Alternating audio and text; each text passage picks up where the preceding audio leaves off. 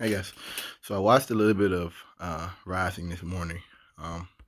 So their content was in relation to Dr. Fauci's falsehoods that he made in early 2020 in regards to COVID.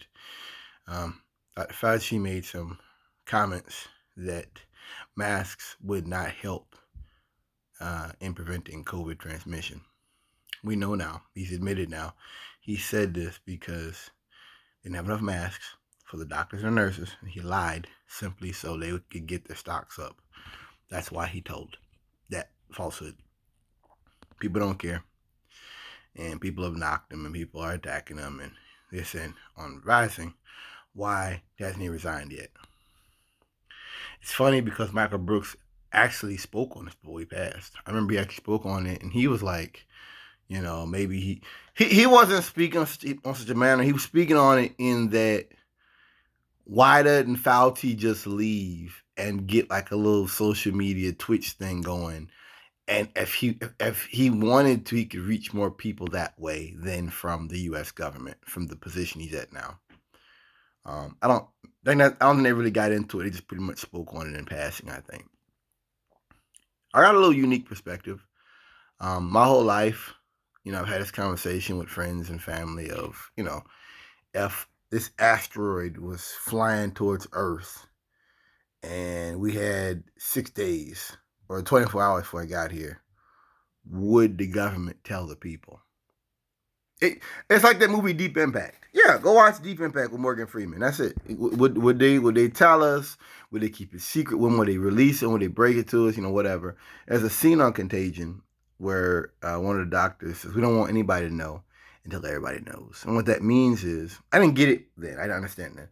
What it means is, we have a duty to protect government employees.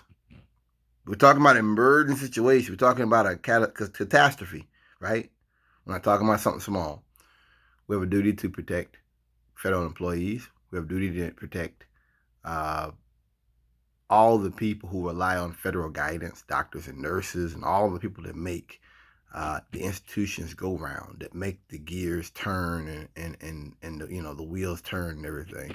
They are relying on our guidance and our support, and those people mean more than most citizens. And it's weird that I look at that now, and I that doesn't even bother me. Like, I look at that like that's probably the way it's supposed to be. That they can't just put. See, we saw that with Trump. They can't just put out information willy nilly. They've got to keep some stuff in. There's certain things people should know. There's certain things that the average Joe Blow just should not know.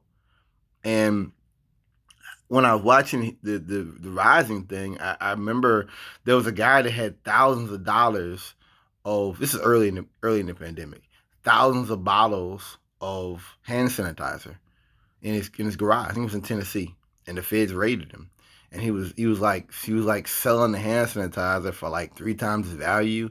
People like that exist. That This is not a conspiracy theory. There are people who in disasters mark up their prices. I forgot the word for it. 3 times, 4 or 5 times the value, and they make bank off other people suffering.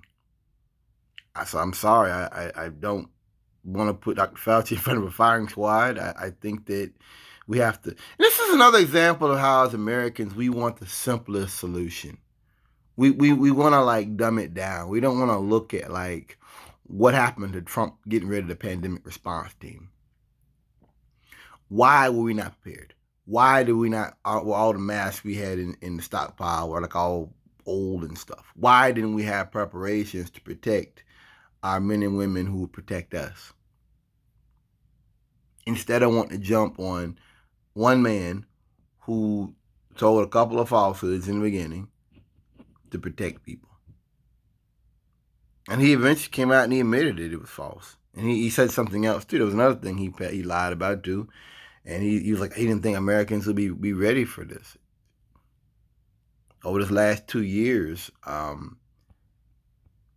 don't blame him for his earliest things. I think that our failure to handle COVID appropriately is a cultural thing. And I think our failure was of this idea that it would go away when it got warm, as Trump said, and we can just spray a little Lysol and we just, we'll just do a little this here and there and wash your hands. No, bro. No, no, no, no, no. That's to me the problem, not Dr. Fauci. Not lionizing him, not putting him on a pedestal, obviously, but I'm looking at it more. I think Americans want to just throw people to the wolves. Like they want to like have somebody to put all the blame on and throw them to the wolves and okay, so like, that's not how things work. I don't know. Thanks for listening.